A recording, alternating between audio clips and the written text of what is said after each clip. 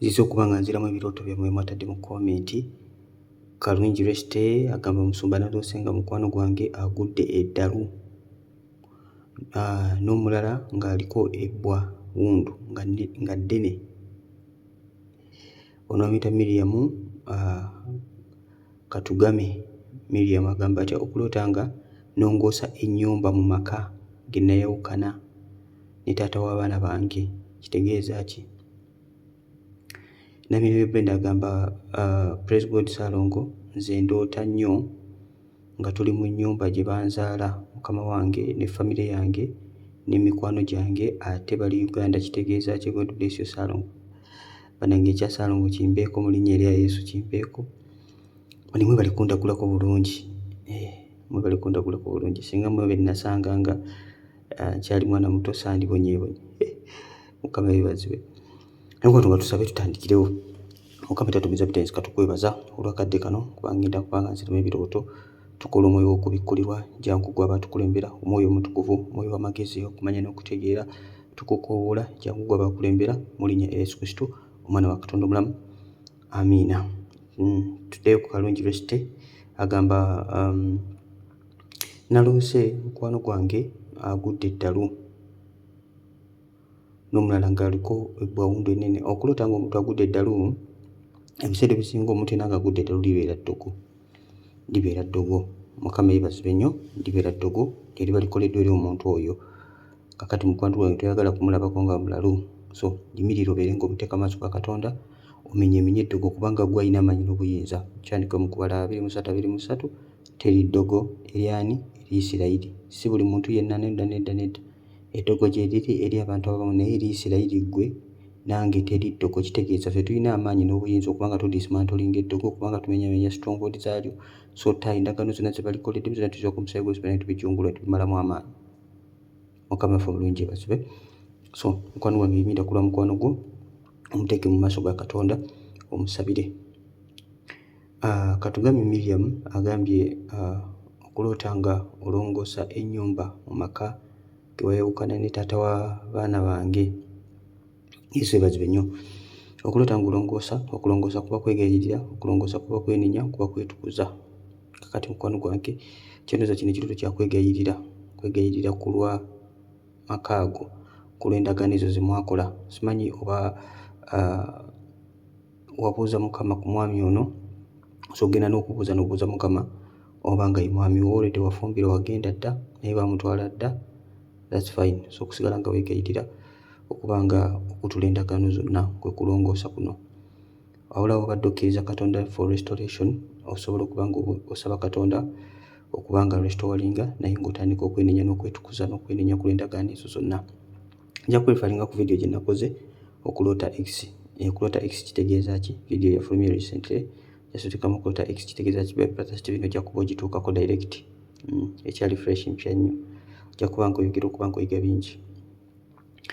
Mirembe Brenda agamba Praise God Ssalongo, nze ndoota nnyo nga tuli mu nnyumba gye banzaala gye bazaala mukama wange, okay, ne famire yange ne mikwano gyange ate bali Uganda. Kitegeeza ki? Famire gye bazaala mukama we eri ludda wa?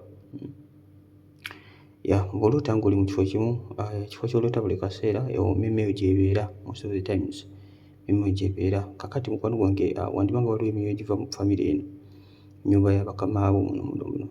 Omanyi buli kifo ky'oyingiramu mubeeramu abafuga, mubeeramu abalangira baamu.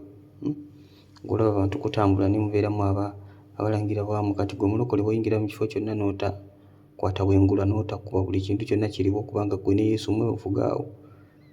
Mukwano gwange manya oba ogenda kuwambibwa emmeeyo egifugirawo awo.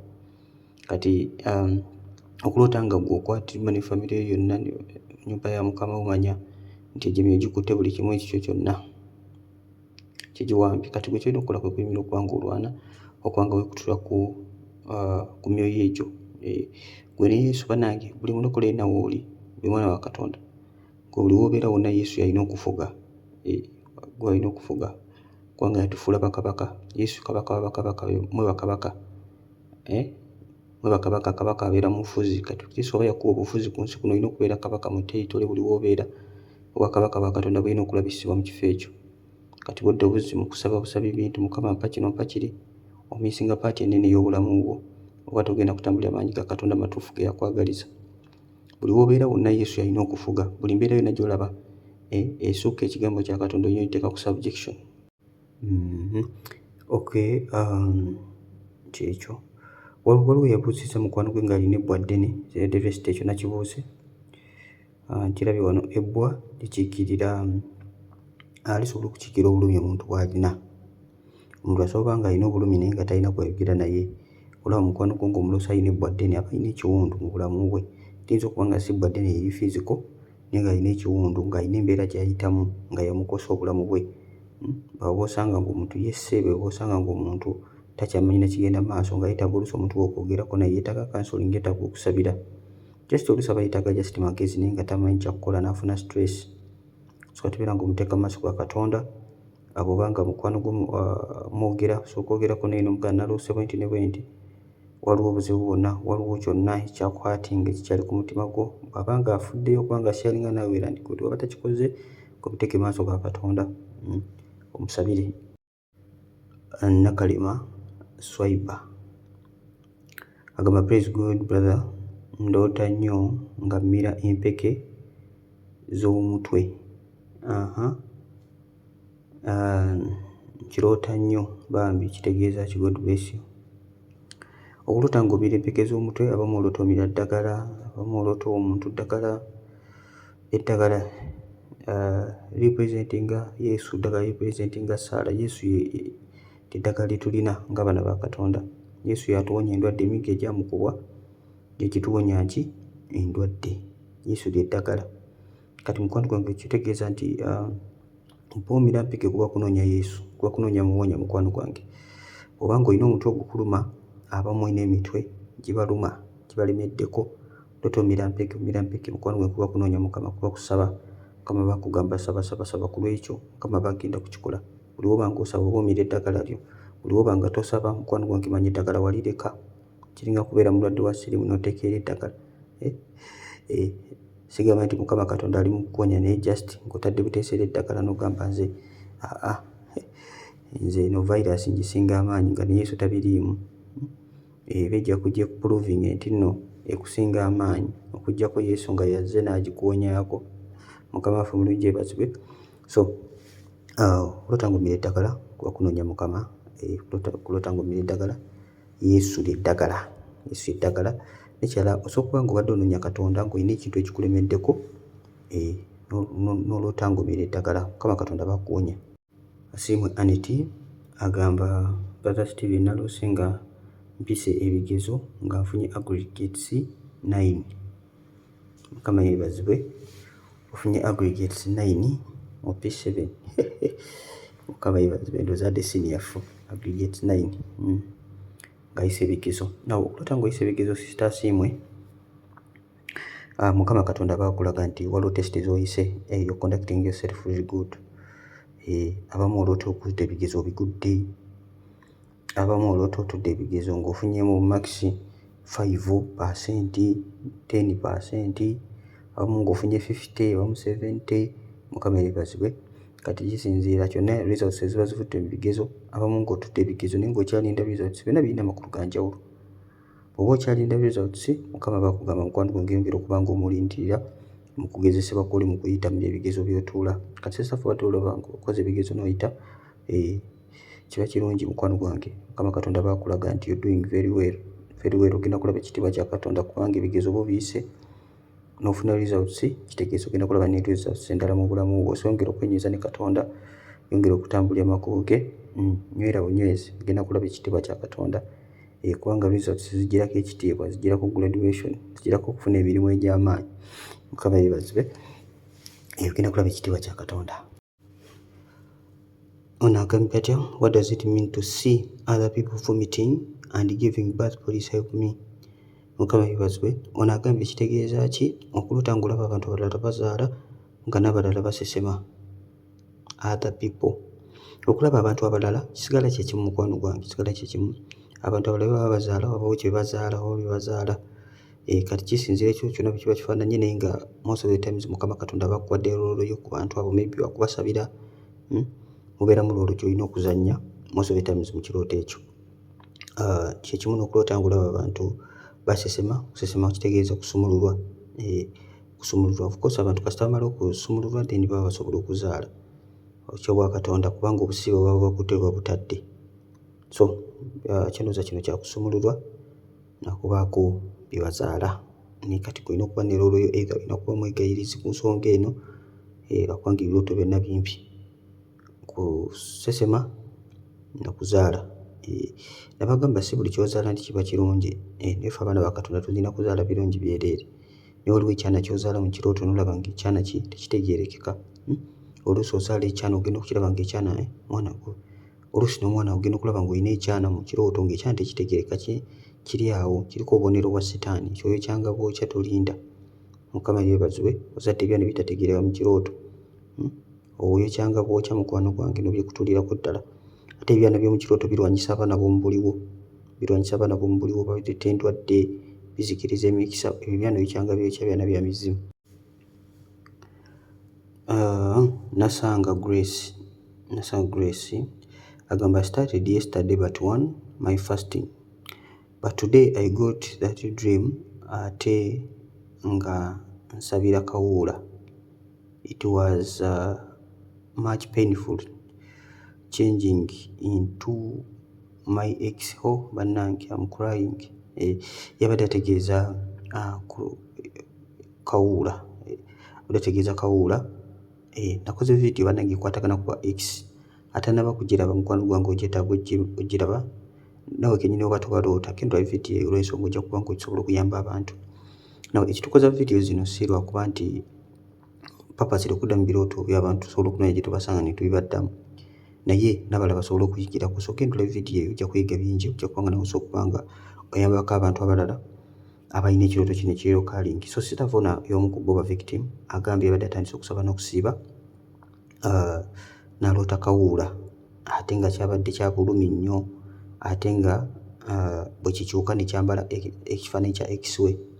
Na mu video nakinnyonnyodde ekintu ekyo ne mbagamba nti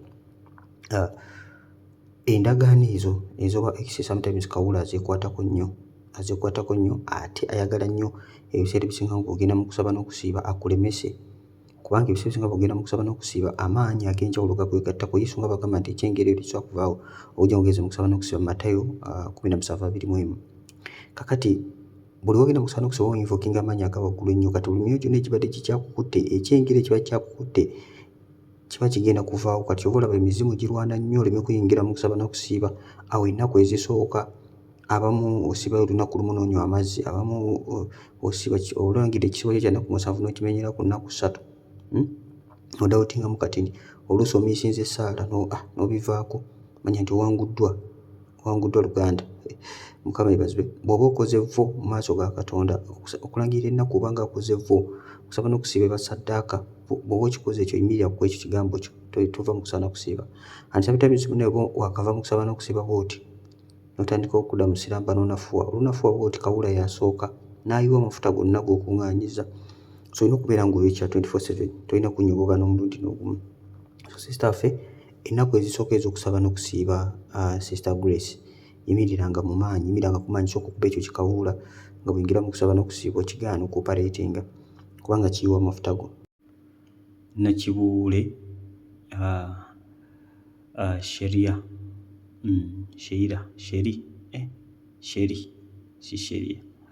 Nakibuule Sheri agamba atya: nze naloota nga omukulembeze w'eggwanga ampa ssente kitegeeza ki? Nakibuule olabika oli mupya wano. Olabika oli mupya. Anyway bannange sister ffe mmwe meaning bannange. Sister Nakibuule genda mu comment ojja kusangamu meaning y'ekirooto kyo naye njigabinga homework. Waliwo ebirooto nga by'omu butuufu tetukyabiddamu wano ku Chosen nga twabiddamu emirundi mingi kati tuba nga twabireka. So genda mu comment nkitegeera abapya bangi abatwegattako. Genda mu comment ojja kuba ng'osangamu ekirooto kyo amakulu gaakyo almost nkizeemu emirundi mingi nnyo ddala. bane ono omwaka bannayina kuzo temukyakola bulungi omwaka. Buli munakyoze nina amanyi amakulu g'ekirooto kino nkimunzaamu amaanyi wenda banga mukatuuse nga nziramu amaanyi. Mukama yeebazibwe. So munzizemu ku maanyi muwe sister affe meaning eno ate muwe meaning entuufu. Sister affe meaning entuufu ngenda gipiininga egenda beera comment esooka waggulu ku video eno. Jjajjala bijja beera comment esooka waggulu. Antulinde Laclet. Wow. Laclet. Okay, bane bw'obanga oli mupya subscribinga kweno channel. Tuddamu ebirooto almost buli lunaku wano ku Chosen. Kuliko ebintu bingi kyenja okugamba nti weetaaga okuba ng'obitegeera. Kuliko ebintu bingi bagamba buli omu eno channel gyetaaga. Eno channel buli muntu yenna ogyetaaga. So musubscribinge mukoone kade bannaye buli olaba video zaffe nga tonaba nakuwuliza sooka olikinge immediately olujja bw'oti teweerabira. Teweerabira engombo yaffe wano ku Chosen. Olutuuka bw'oti ku Chosen sooka olikinge video bw'obanga mu butuufu olaba ng'ekola sense gy'oli mu kuwuliriza. Bonna kikola ekyo gy'abanga promotinze ojja kuba supportinze omulimu gwe tukola. Sooka like ako ka supporting omulimu gwe tukola kakooneko kajja kuba katambuza video eno kubanga etuuka ku buli muntu yenna anaaba gyetaaga. Tulinde Laclet agamba atya? Laclet. Okay. Tulinde Laclet. And again, why is it that whenever I'm fasting, I dream when I'm collecting firewood, and I dream when I am at grandmama's house, Okoja. But now I'm in Saudi, but I dream when my boss's house is in my grandma's house. Okay, thank you. Mukama yeebazibwe. Sister afono atulinde alootanga bwe bali mukusaba n'okusiba aloota akuŋŋaanya enku. Kitegeeza ki? Okuŋŋaanya enku kuba kuma kyoto kya kusaba. Kuba kuŋŋaanya kyoto kya kusaba, enku za kwokya, enku za muliro.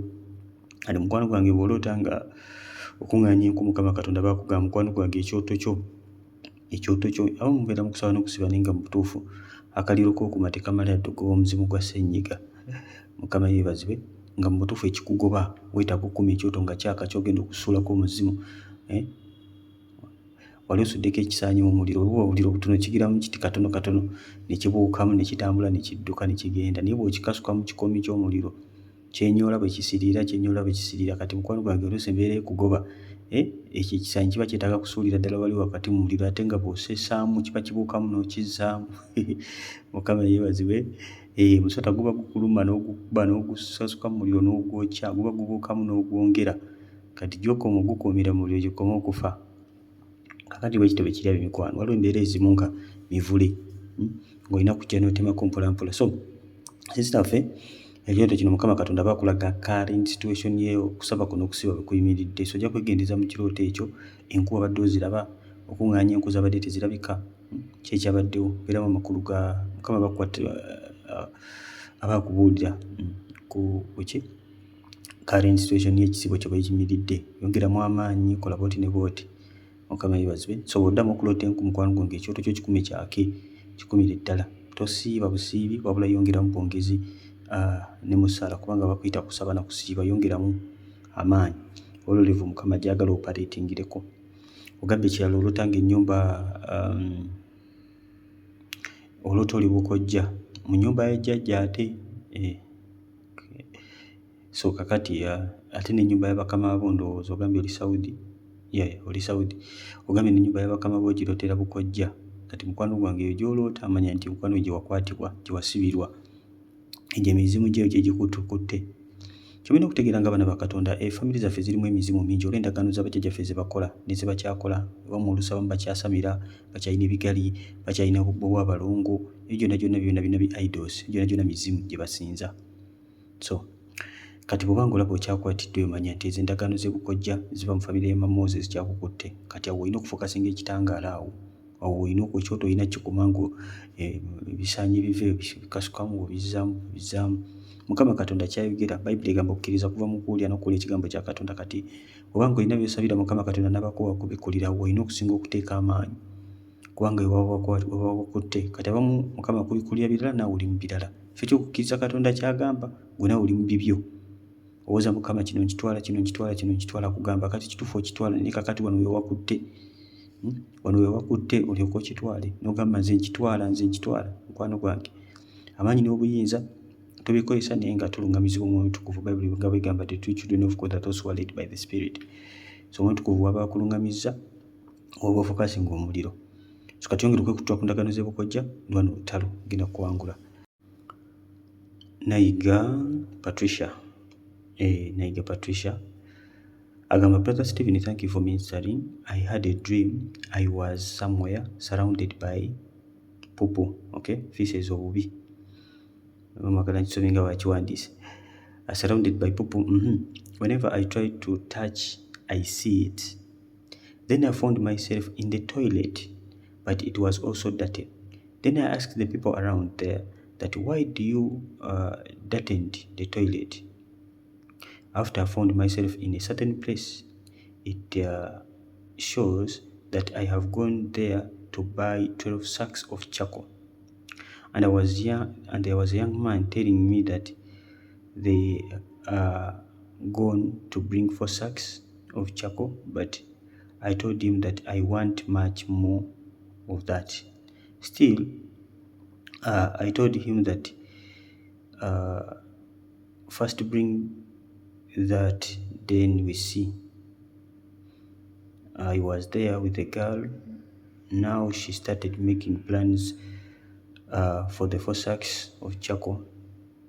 They are bringing like 1 for her, 1 for Senga, 1 for Jaja, and 1 for me. But I said to her, no, I don't make plans on my charcoal. Mukama yeebazibwe nnyo Katonda wange, ekyoto nga kiwanvu. Sister of Patricia yalose ekirooto. Okay, kati sawa yakusooka kuvunula because Sister of Patricia yalote ekirooto nga yeetooloddwa obubi, buli wakwata wonna bubi. Katandikira awo. Kati okulota nga weetooloddwa obubi kwa kwetoola kibi kyennyini. Kibi as in sin, you're surrounded by sin. Kati olina okwekebera mu bulamu obwo n'olaba mikwano egikwetoolodde oba gwe ng'omuntu nga mu butuufu you're honest with yourself that otambulira mu makubo ga Katonda. Mukama yeebazibwe ng'otambulira mu makubo ga Katonda, ng'otambula n'okwegendereza. Kati mukwano gwange olaba nga mutuufu tolina kibi ky'okola n'enkola weetoolodde obubi, Mukama bakuwoninga. But check yourself first, olabe nga mukwano gwange oli muyonjo, clean. Kati ate n'olaba toilet nga nazo nkyafu, nga ogamba abantu ate ani ekyafuwaza wano toilet. Toyi kubanga nkyafu abantu nga bazikyafuwaza, ndowooza olaba ekibi ekiri ku bantu. Bapolitinze buli wantu wonna. So be careful with the people around you, okubanga tebakuleetera kwonoona. And after I found myself in a certain place, ogambe wasanga mu kifo ekimu nga ogenza okugula ensawo 12 ez'amanda, n'olaba akawala nga kakugamba, young man nga akugamba nti kasuka ku ensawo 4, n'omugamba nze neetaaga nnyingi, seetaaga nsawo 4. N'agamba kale kasuke tuleete ezo 4 tulabe. Kati nawe omuwala gwe walabye ng'ali mu kuba pulaani ku nsawo ze ez'amanda z'ogenda okugula 4 zibagenda okusooka okukuleeterako. Ng'agamba kati emu ya Senga, emu ya maama, emu ya jjajja. N'omugamba gwe tokuba pulaani ku manda gange, tugakubira ku pulaani. Mukama yeebazibwe. Kitegeeza ki? Now okulota amanda kye kimu n'enku. Amanda nako kiba kyoto kyakusaba. Bw'oba nga weetegedde ensawo mukwano gwange ze ziba ennaku ez'okweyawula, ziba nnaku za kweyawula. Mukama waffe yeebazibwe. Ennaku za kweyawula, nnaku 12, ensawo zo 12, naye ate kuliko 4 z'ogenda okusooka okukwatako. Probably eyinza okuba dry 4 days, but it's supposed to be 12 days, so olina okusiiba nga weeyawula maaso ga Katonda. Emu ya jjajja, endala ya Senga, endala ya kojja. Byo gyonna myoyo gya kika gye ndaba. So kati kuba bukubi weeyawula ennaku ezo ng'edda okwekutyako ku ndagaano. Bannakyozi tolina kulinda birooto bya kyoto. Ekyoto kyo kirina okuba nga kyaka 24/7. Mukama alina kukulaga bulazi kyakusuula ku kyoto. Tisuulako kino, suulako kino. Kubanga ekyoto kyo kirina okuba nga kyaka, tekirina kuzikira mpaka tuuka mu ggulu. Teri lunaku lw'olina kutuuka n'owummula n'ogamba nti kakati mpummudde. Ojjako nga Sitaani yakuweereza message n'agamba ali mu vacation. Ate Sitaani muyaaye. Era bagamba nti agenze mu vacation, mugambe sole. Wadde oli mu vacation naye onkwekerayo. Mukama yeebazibwe. Sitaani tawummula. Naffe tulina kuwummula mpaka tujja wummulira mu ggulu. Yesu yatugamba bintu bya kwetikka musaalaba. N'agamba take my yoke upon you. waliwo ekikoligo kye tulina okwetikka. Omusaalaba si mulungi ab'emikwano. Wano toyigawo birooto byokka. Oli agamba nenga taddamu kirooto kirala. Wano toyigawo birooto byokka, oyigawo bintu bingi. Omusaalaba tegunyuma, kinjagala obagamba. Yesu agamba nti weetikka omusaalaba gwe, tekitegeeza nti weetikka omusaalaba otambule ng'onyumirwa mu kkubo. Nedda mukwano gwange. Yesu yali tanyumirwa. Omusaalaba si kabonero kalungi. Lwaki gino gye twambala mu bulago and you're proud. Omusaalaba ndi mulokole biki? Nedda mukwano gwa omusaalaba. Omusaalaba guliko ekiswalo, kuliko okuvumibwa nti lwaki walokoka. Guliko ekiswalo, Yesu bamukomerera ali bwereere. Omusaalaba guliko obulumi, gwetikka. Omusaalaba guzitowa, oluusi bakwetikkira nako. So omusaalaba is not something pleasant. Ate olina okukkiriza n'otwala ekiswalo ky'omusaalaba. Apostle Paul kyava yagamba nze enjiri tenkwasa nsonyi. Enjiri tekola ki? Temukwasa nsonyi. Waliwo abantu Yesu bakwasa ensonyi, naye Yesu yabagamba Yesu abamukwatibwa ensonyi mu maaso g'abantu, naye alibakwatibwa ensonyi mu ggulu. In other words, obwakabaka bwa Katonda togenda kulinnyayo, kubanga Yesu ye access. Kati oba mukwatibwa ensonyi ku nsi tosobola kwogera nti oli mulokole, otya abantu, oswadde. Eby'eggulu biveeko, biviireko ddala. Shami Gashi agamba praise God brother Stephen. Naloose omuntu ng'ampa omukono gwe ngukwate, naye nabadde nga omukono gwabadde gwa kala ya sky blue. Omukono gwa sky blue. Kati ne nnyimusa ogwange mukwate, awo neeva mu kirooto. Naye era ekyanzije mu kirooto neekanze empanika omukono gwange nguwaayo mu buliwo. Kitegeeza ki brother? May God bless you. God bless you too, Sister Shami Gasha. Kati mukwano gwange omukono gwa sky blue, kala ya blue ne bagamba, nakola video ekwatagana ku colors. Nawe oyagala okutegeera bulungi ebirooto byo, oba olina kyotategedde mu kirooto kyo, okidde kinyini kyosaakinga, ogamba okuloota colors. Kitegeeza ki by brother Stephen? Nosooka otegeera kala yo then n'okoma n'otegeera ekirooto kyo. Mukama yeebazibwe. Bw'oba oloosa akabwa mu kirooto, genda okuloota embwa. Kitegeeza ki by brother Stephen? N'olyoka otegeera then n'olyoka ovundula ekirooto kyo. N'ebirala byonna video ze tukoze ba X, bw'oba mu ngeri yonna gy'omusooka n'ogenda n'olaba ka video then n'okoma n'otegeera ekirooto kyo. Buli kintu kyonna, kuloota ssente, kuloota mubbi, mbizzi, byonna video tugenze tuzikola. Now sky blue ekikira bwakabaka bwa Katonda, kale ya blue kigira bwakabaka bwa Katonda ggulu. Kati omukono guba guvudde guli mu kale nga gukukwata bwe guti, kuwa omukono Mukama Katonda bakuyita. Kyolina okukola ng'omwana wa Katonda, nze nzuuno, binagamba nze nzuuno ngaani. Mujjukira bulungi ekyatuuka ku Samwiri. Samwiri yalina taata w'omwoyo babi bamuyita Eri. Samwiri yali muvubuka eyakulira mu kkanisa, kubanga buto mama we yamuwaayo. Mama we yali mugumba n'amuzaala, bwe yamugya ku mabeere n'amutwala n'amuwaayo maaso ga Katonda, kuba yali yakola endagaano ne Mukama nti omwana ono alimuwa, alimuwa omwana. Mama we balimuyita Ana oba Kaana, bwe muyita Kaana. Yakabira ennyo Mukama n'amuwa omwana. Samwiri ono bwe yakula mu kkanisa, yali muweereza mu kkanisa ng'era aweereza ku Eri nga wa ku lusegere, nga Eri asula mu lumu eddako, naye asula mu lumu eddako. Mukama n'amuyita emirundi 3 mu ddoboozi, nga Mukama bwe yamuyita agenda nga Eri n'agamba gwampita Mukama wange. Muvubuka muwulize, nga ne bamuyita matumbi g'obudde blanketi agisamba. Abamu tebayinza kuyita ng'oweereza Mukama, tebayinza kuyita ku mwenda gwa kiro n'ogenda eri pasita ompita. Naye Eri n'amugamba nti oddamu okuwulira eddoboozi, gamba nze nzuuyo Mukama ayogera. Mukama n'amuyigiriza nti Eri n'amuyigiriza nti eddoboozi lya Katonda. Kati mukwano gwange, Mukama bw'akuyita you have to respond. Nze nzuuno, waloose mu buliwo ng'owanika omukono n'ogwanika ebyaddala. Kati mukwano gwange, Mukama bw'akuyita weeyawule, omugabe Mukama nze nzuuno, si kwogera bwogezi nti nze nzuuno. Weeyawule, nze nzuuno w'ennaku zino, muwe n'endagaano empya wakweyawula n'ogamba Mukama here I am. Mukama alina kyagala okukola, weeyawule mukwano gwange. Praise God. Nze Kuleti Akiki brother, nze naloose nga niraba mu mmira naye nga ndaba face yange eringa y'omuwala omuto, like 20 years old but I'm 30 years old. What does it mean bannange? Saalongo. Sister waffe yaloose nga yeeraba nga muwala wa myaka 2 kyokka, mukazi wa myaka 3. Oza kitegeeza ki? I don't know, oyinza okuba nga oli worried, oyinza okuba nga ate oli worried.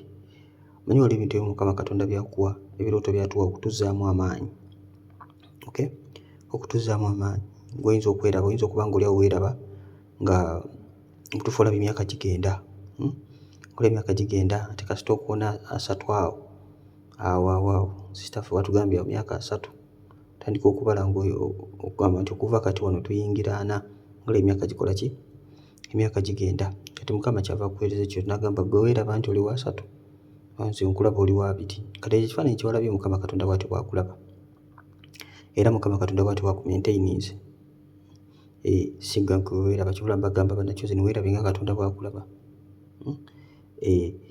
So Bayibuli eyogera ku ndabirwamu, Yesu agyogerako nti omuntu yenna atakola kigambo kyafaanana ng'omuntu atunula mu ndabirwamu n'alaba akajjonjo ku liiso lye n'atambula butambuzi n'agenda. Kigambo kya Katonda ye ndabirwamu mwe tweraba.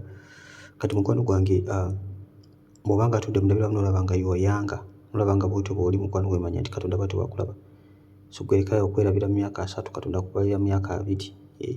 Yesu keero ye Katonda akuba lipeya n'akuzzaayo buto.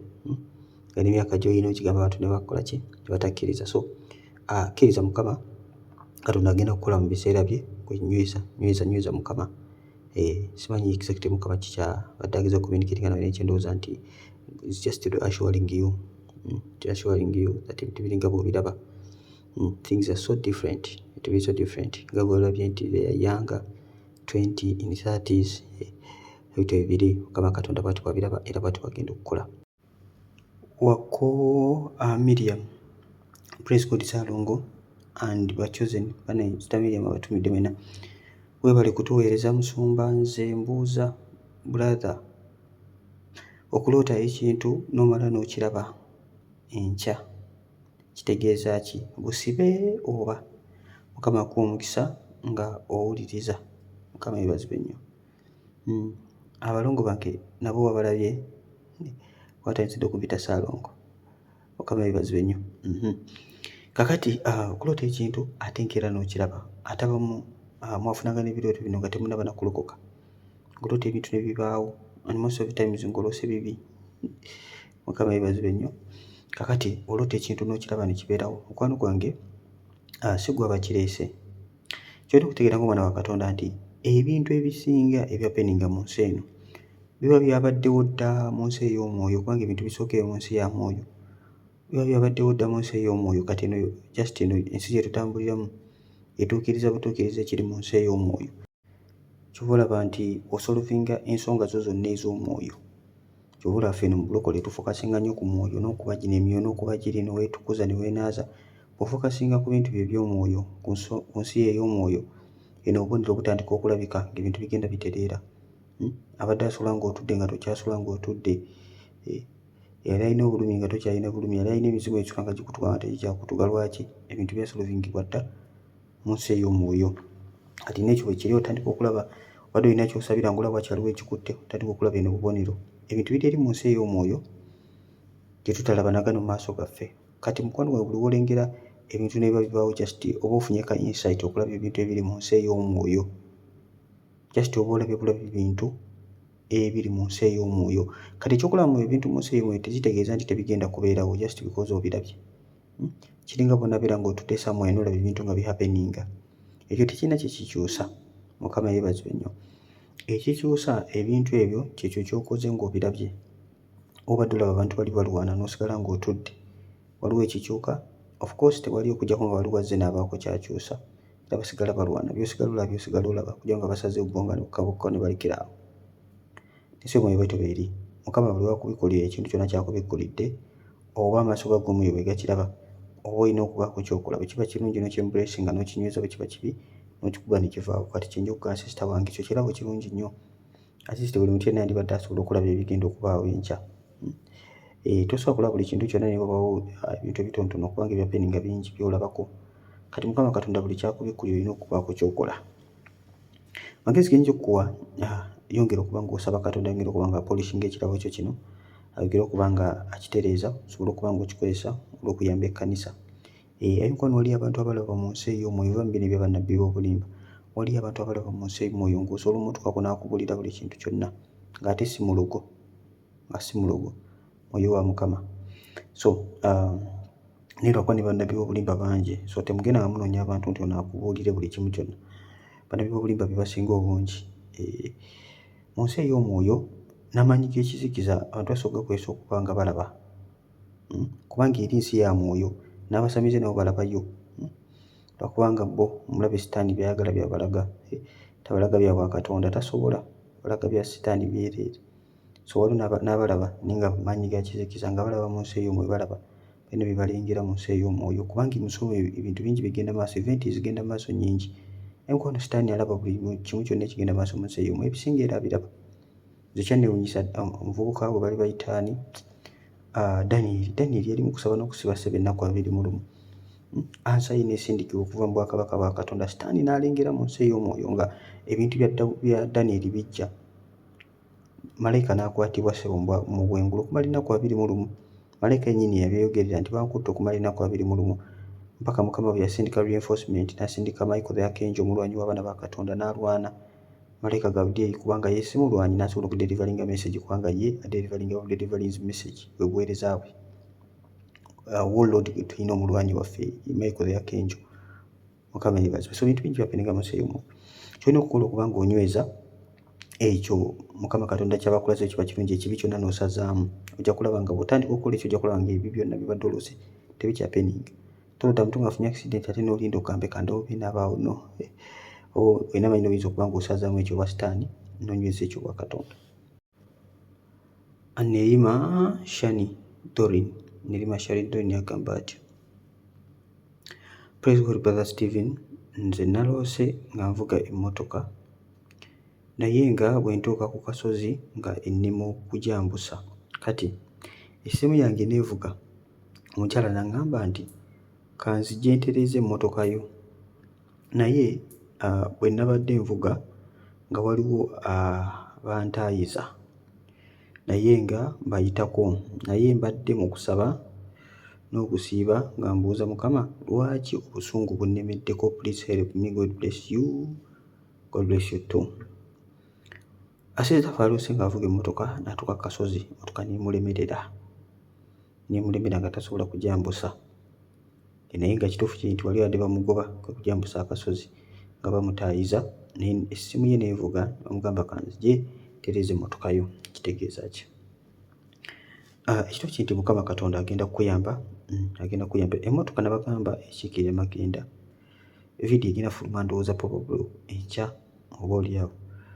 So oba ng'olaba okundi eno n'olaba nga iseka ennaku nga 2 wali omanya vidiyo eba yafuluma okulota ng'ovuga emmotoka, kitegeeza ki? Meaning eziwerako ddala 25 zigenda bira mu vidiyo eyo. So temugisubwa, probably enkya olw'ekisa kya Katonda eyinza okuba ng'etutuukako. Okulota ng'ovuga emmotoka ku kasozi kukiikirira ebizibu, kukiikirira troubles, kukiikirira hardships. Ffenna tuyita mu muyaga, tuyita mu hardships, naye olina okuyitawo ku lusozi. Kati ekyokulemererwa kuyitawo kitegeeza nti mukwano gwange wabeera biba byekiise magendako. Kati bano olaba bakugoba gy'emyoyo gikugoba mukwano gwange, Mukama kulaga egi n'emyoyo gikugoba ng'obuuza Mukama lwaki obusungu bukulemeddeko. Kati abamu temumanyi nti no ebintu ebimu bye mulina obirabanga ebyangu, oyinza olowooza just kamwa, just it's the power within you, n'olowooza nti osobola bikyusa. Abamu nga bula omuntu asobola okubeerawo omwoyo gw'ogenze ne gumutawaanya, kamudde obusungu. Waliwo emyoyo egifugiramu osanga ng'ekika kiramba ba busungu, ng'anyiga n'atemako omuntu omutwe, oba anyiga n'akuba omuntu akakumbi, oba n'amukuba ennyondo, oba n'akola ki, nga banyiga bubi nnyo. Mukama yeebazibwe. So ky'olina okukola ng'omwana wa Katonda, kubanga essimu nabagamba ekiikirira Saala, ekiikirira empuliziganya, yongera okuba ng'onoonya Katonda.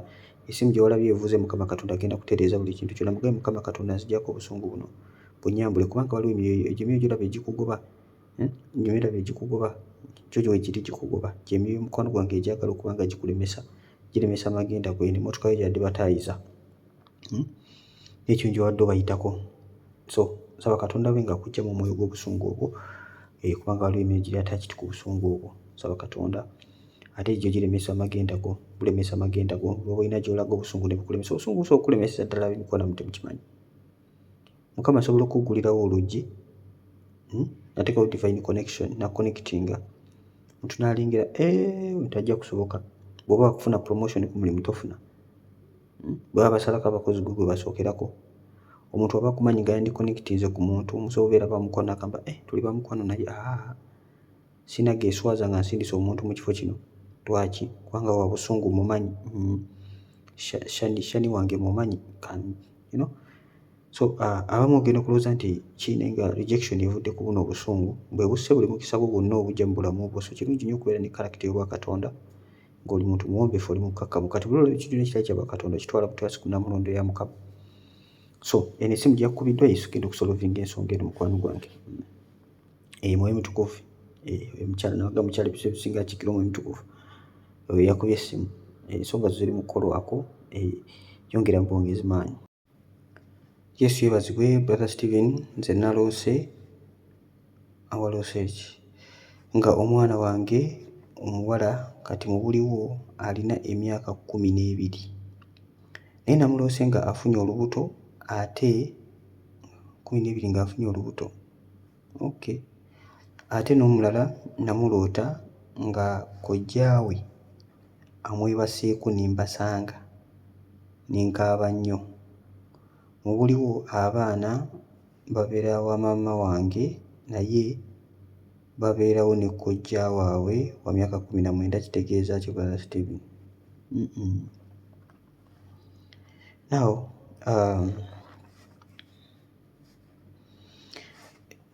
okulota ng'omwana wafunye olubuto, this can be a very direct dream. Mukama Katonda ng'akulabula, ng'akubuulira nga bukyalina advance. Si kukweyagalirako, omanye ky'olina okusabira. Toliiwo, mwana wa myaka 12 abeera ne maama wo. In fact ndowooza abeera jjajjaawe, abeera ne jjajjaawe mu kwogera okwangu. Egyo emyaka kutandika ku myaka 12 omwana nga muwala, it is very very dangerous. Very dangerous. Kutandikira ku myaka egyo 12 egyo baana batandika okuwanika obubina n'okupika ebifuba mu bbanga. Mukama Katonda okwesiga akusiga bu make-up obutaliiyo. Egyo emyaka mugimanyi baggaalo ba wano mugimanyi egyo emyaka. Kwesiga bu make-up, okwambalawo sikaati ate amabeere gaba gagizaawo kati. Tandisa okumera obubinabina. Mukama yeebazibwe. Ngiraba egyo emyaka. So Mukama Katonda akulabula akugamba tandika okubeera nga weegayirira ng'osabira omwana wo without fail buli lunaku. Without fail omwambula emyoyo gino giyinza okuba nga gyagala okumwambala. Emyoyo gy'obukabakaba, emyoyo gy'obwenzi gyagala okumwambala, tekyaba taking advantage nga toliiwo. Mukama yeebazibwe nnyo. Regarding ku kya kojja okumwebakako, mukwano gwange, this can also be a very direct dream. Abantu bangi balumbibwa. Nawe kojja ayinza oba talina buzibu naye emizimu mibi, sitaani mulimba, sitaani muyaaye. So beera ng'omuwonga mu maaso ga Katonda, beera ng'omusabira. Kojja mwambula emyoyo gino egiyinza okuba nga gimuyingiddemu. Tekinyuma kugerera wano ku mpewo bintu nga bino naye musaanye mubitegeere bannange. Abamu mumanyi nga gye mwabeeranga mwalabanga abantu nga basooba, n'asooba n'ajja mu buliri bwo. Mukama yeebazibwe nnyo. N'asooba naddala ababeera mu extended families, mulaba bonna asooba ayingira mu kitanda ky'ono, kyokka bonna bwana buto. Mukama yeebazibwe. Mizimu gyambala abantu ekiro, mizimu gyambala abantu. So mwambula emyoyo gyonna egimwambala, egyo emyoyo gy'obwenzi egimwambala. Omwana omuwonge musaayi gwa Yesu, muteeke enteesa ya Katonda. Onaakikola ekyo, Mukama takubulira bintu just nga bwe mbagamba nti kweyagalirako bwe bituuka wakugambe olaba nakugamba nze ndi Katonda ow'amaanyi.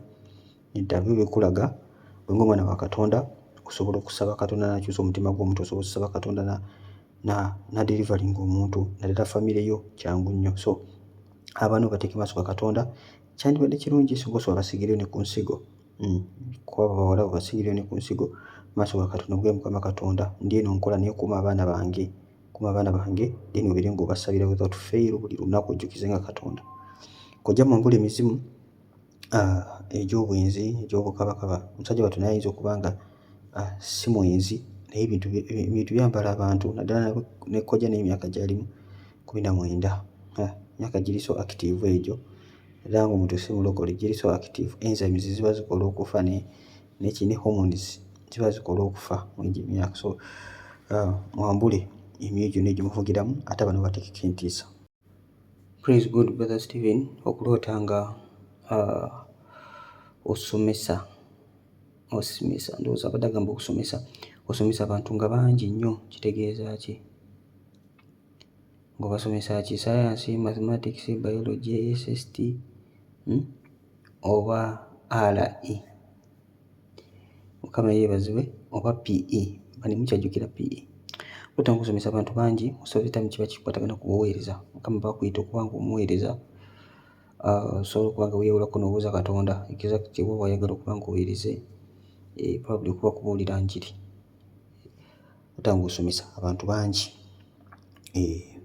Mukama bakuyita mu buweereza. Nawe Mukama Katonda yateekateeka abaweereza, yabayikwipinga, yabawa buli kimu kyonna. Yesu bwe yali asindika abayigirizwa be, oyinza ogamba nga sirina kino. Yesu bwe yali asindika abayigirizwa be bagamba temutwala kintu kyonna okuggyako omuggo n'olugoye lumu, n'abagamba kati mugende. In other words, byonna mujja bisanga ku mulimu. N'abagamba muyingira mu nnyumba ne babaaniriza, ennyumba emugisabira emirembe. Bwe babagoba mwekunkumuleko enfuufu ku nnyumba eyo. Beekuma ki? Bakunkumule enfuufu ku bigere byabwe beeyongereyo. In other words, Katonda waffe yasappulayinga abakozi be basindise ku mulimu. Yesu yeebazibwe. Brother Stephen, ndoota nnyo mu lusuku naye nga emiyembe bagigaana. Oloota nnyo emiyembe mu lusuku naye nga bagigaana. Okay. Okuginogako ate nga gyengedde. Oli mu lusuku oyagala kunoga miyembe naye emiyembe bagigaana ate nga n'okwengera gyengedde. Mukama waffe omulungi yeebazibwe nnyo. Kyoto kino kitegeeza mukwano gwange resistance, oba nkyogere ntya.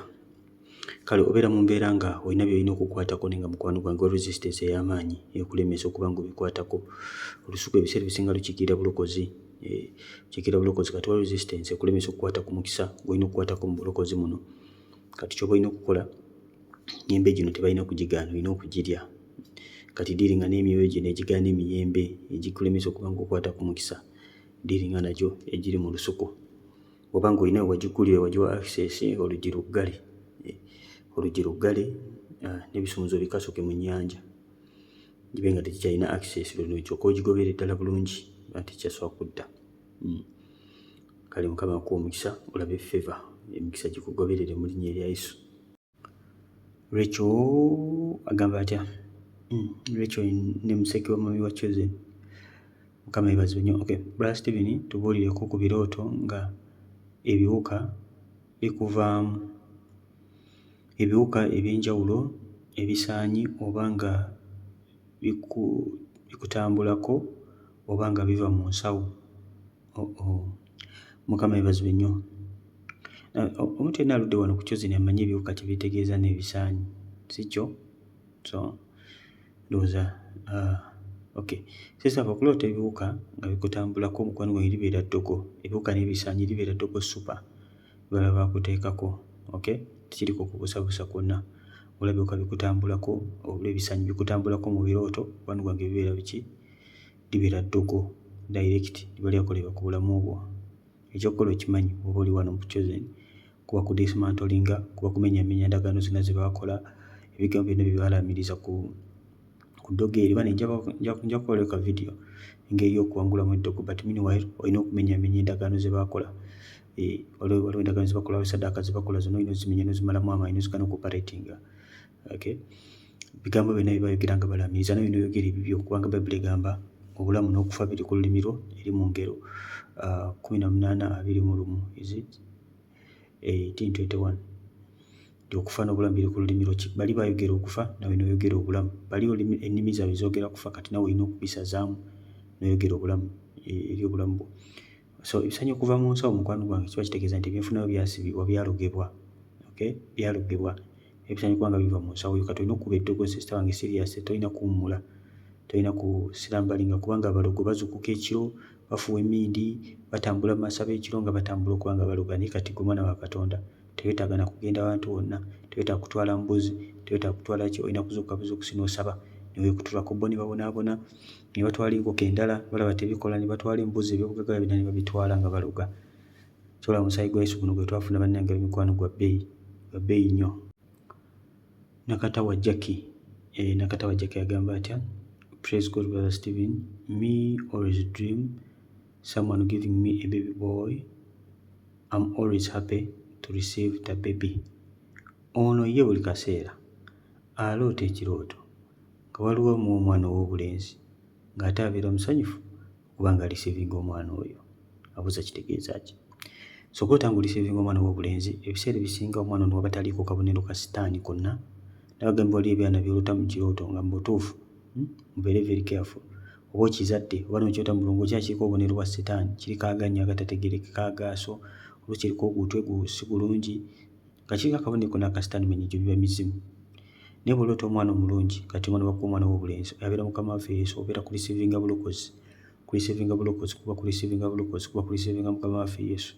So ng'omwana omu-acceptinga, you need to accept more of Jesus. You need to let Jesus come inside you. Agenda okubanga akola emirimu.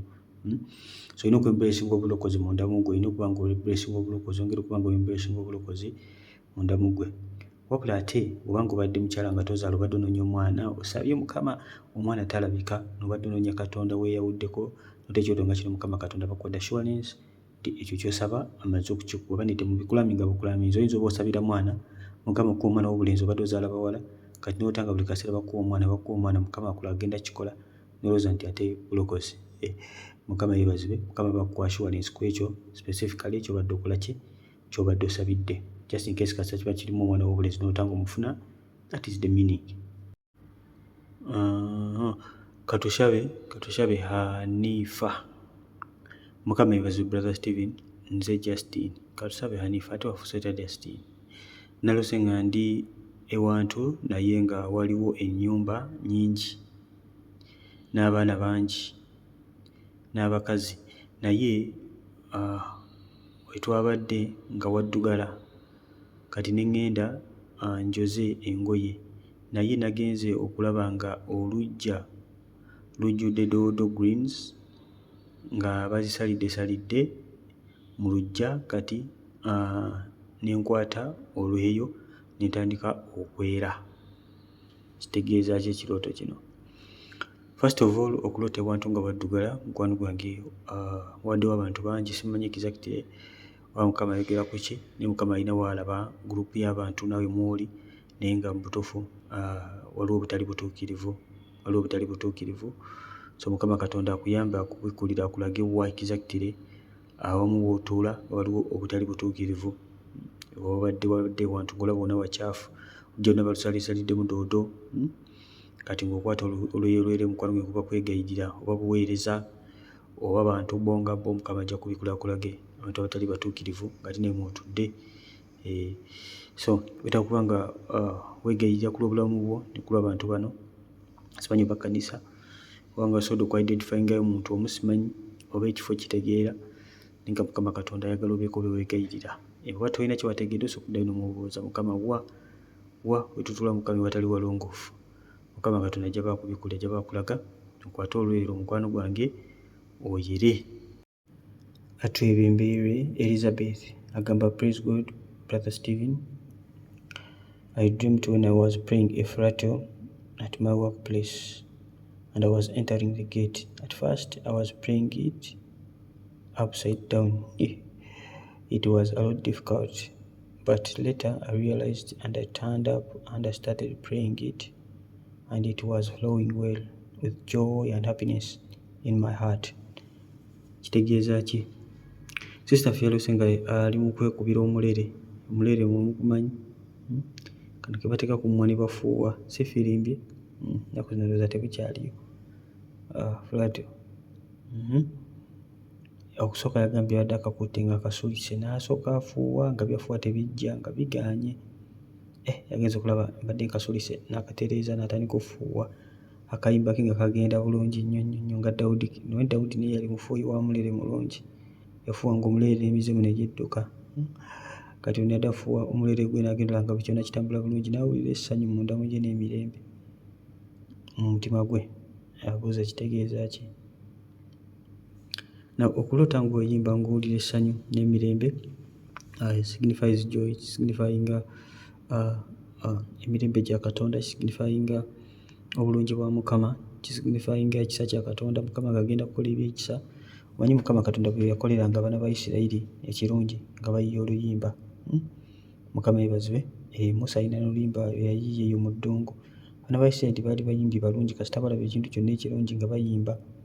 Nno Dawudi yali omukubi w'omulere omulaba bwe yamala okuta Goliath baamukubira oluyimba ssebo nti Dawudi asse kakumi, Sawulo yatta 10, kwegamba nga bageraageranya n'ogeraageranya nga bagamba Dawudi w'amaanyi. So abaana ba Isirayiri baali bantu abayimba mu mbeera gye bayitamu, nga batuuka mu mbeera y'essanyu nga bayimbira Mukama, nga bayiiya ennyimba ez'essanyu. So okuloota ng'oli mu kuba omulere gw'owulira emirembe ogenda kulaba ekisa kya Katonda, badde waliwo ebintu byetaaga okuba nga bikolwako ky'obula omulere wadde olaba okuba upside down.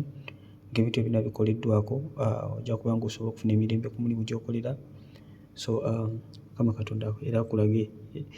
Sometimes it is by prayer, sometimes you have to take action ku mulimu. Nga waliwo ebintu byonna okuba ng'otereeza just feel ng'olubitereeza nga buli kimu kyonna kiwedde. Ebimu biba byakusabira busabizi.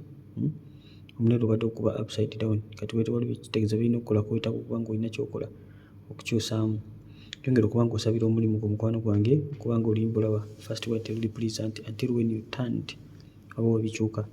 So ky'oba kyolina okukola ku mulimu gwo ky'olaba ky'osobola okuimprovinga kimprovinge. Oba nga tolina ky'olaba Mukama akubikule era akulage exactly bwe kiba kyakusabira okisabire osobole okuba ku luyimba luno olulungi. Mary Remy agamba atya?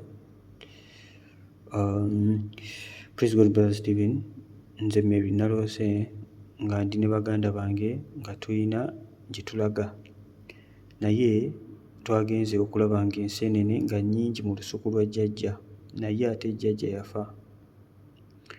Ne tutandika okuzikwata naye nze saakutte n'emu, ate oluvannyuma ne ndaba nga tuli mu lumbe, naye eyabadde afudde saamutegedde. Okay, oliyiza bulungi Sister Mary. Okuloota ng'okwata enseenene kubeera mukisa, naye ate ozikwata mu lusuku lwa mugenzi eyafa. Nontoneza ati ozikwata mu lusuku lwa mugenzi eyafa ate tewakutteyo n'emu. Mukama yeebazibwe. Ekyo kikulaga ki? Kikulaga mukwano gwange nti emikisa gikyakwatiddwa. Tolina konna koolaba, ojja kulaba mu bulamu bwo nga mwewo okufiirizibwa. Okola nnyo naye ng'oluusi results tezirabika. Okwata enseenene nnyingi, ogambye enseenene nnyingi naye kijja kitya okuba nga gwe tewakutteyo n'emu. Mukama waffe omulungi yeebazibwe. Tewakutteyo n'emu, zonna zaakulese. Wala bonna nga bakwata. So awaliwo ebyokusabira mukwano gwange kubanga bwekutwako endagaano ezirondoola obuzaalwa n'omusaayi kyova olaba oluuta ono mufu eyafa olusuku lwe naye mwokyajja omukisa ate nagwo temuli yadde kantu. Omufu talina kirungi kyaleeta. Omufu talina kirungi kyaleeta. Oloota ebintu byonna bifa bufi. Kati ate tewakomyeko n'olaba nga muli mu lumbe, guno nagwo mwoyo gwa kufa. Ku lumbe ogambye yafudde tewamutegedde, wanditaaze okulinda okumutegeera? Teweetaaga kulinda. Nabagamba guno mwoyo gw'okufa bweddiringa nagwo, kwata famire yonna gyonge mu musaayi gwa Yesu. Olwa n'olutalo ate n'oba omuzimu guno gw'okufa kubeerako n'omwoyo gwa backfire. Bwe kutyo ku ndagaano z'ono omukadde n'embala ye ojja kutulyeko ddala. Omuzimu gw'okufa bukube ogalire amagombe, ebisunzo n'amagombe byawangula Mukama waffe Yesu n'abitukwasa ffe ekkanisa n'agenda mu ggulu. Kati atunuulidde okulaba kye tubikozesa. Oguggalire gambe twakuwangula, Yesu yawangula amagombe n'okufa, akutte ebisunzo by'amagombe n'okufa. Tugubireko omuzimu gwa backfire. Kubanga omuzimu guno nabagamba omulimu gw'okufa gu backfiringa nnyo. Omuntu aba alina okuba ng'afa ate n'afuna ekizibu. Ate nekimuyita permanent damage. So bitako n'omwoyo gwa backfire at the same time. Kalungi Rest endowooza gwe nja okusembyayo. Kalungi Rest agamba atya? Musumba kitegeeza ki okuloota nga omulalu ate abeewaabwe nga bagamba nti oba kitegeeza ki okuwasa omulalu? Katonda wange. Naye in reality she's okay. Oloota omuntu nga mulalu ate abeewaabwe ne bagamba kitegeeza ki okuwasa omulalu? Mukwano gwange omuntu yenna gw'oloota nga mulalu libeera ddogo. Omuntu yenna gw'oloota nga mulalu nabagamba mulalu akiikirira ddogo. Bw'oloota nga gwe kennyini ogudde ddala omanya mukwano gwange ataaka. Okay? So okuloota omulalu libeera ddogo eriba lyakolebwa ku muntu oyo. Olumu ng'aliko ebbwa ddene mu kirooto ate nga olaba ali mu bulumi bw'amaanyi. Thanks Ssaalongo. Kino nakizeemu ndowooza, nakizeemu eri ku ntandikwa. Otanga omuntu aliko ebbwa ddene kisobose okukiikira ebiwundu ebiri ku bulamu bwe. Oluusi ebiwundu bino biyinza byamuteekebwako embeera gy'ayitamu, ate oluusi biyinza okuba nga mu nsi ey'omwoyo kati nga bw'aba nga y'omu nga wagamba ofumbira omulalu manya ekintu kyonna kye boogedde ly'eddogo liba kye lyakwata. Kati ono okufumbirwa kwe kujja kuba kuzibu, oba ojja kusanga ng'anobye nga obufumbo bugaanye ng'alowooza munnaye it didn't work out, ng'enjogera y'ennaku zino bw'egamba it didn't work out. I will tell you why it didn't work out, because baakuloga. Mukama yeebazibwe. Manye abasomye tebakkiriza nti ebintu bino bya ddala by'omwoyo mpaka ng'amaze okutuuka mu myaka egy'obukadde ne bajjukira ne balaba nga balabye bingi ne bategeera nti mu butuufu they had lost a lot. Mukama yeebazibwe. So beera ng'omusabira, yogerako naye, muteeke maaso ga Katonda nga emizimu gy'amuteekako damages ku bulamu bwe. Yesu yeebazibwe omulungi. Ayo mukwano musubscribinge, mulayikinge obubaka buno. Mukama Katonda bw'omukisa ogw'amaanyi. Mweraba.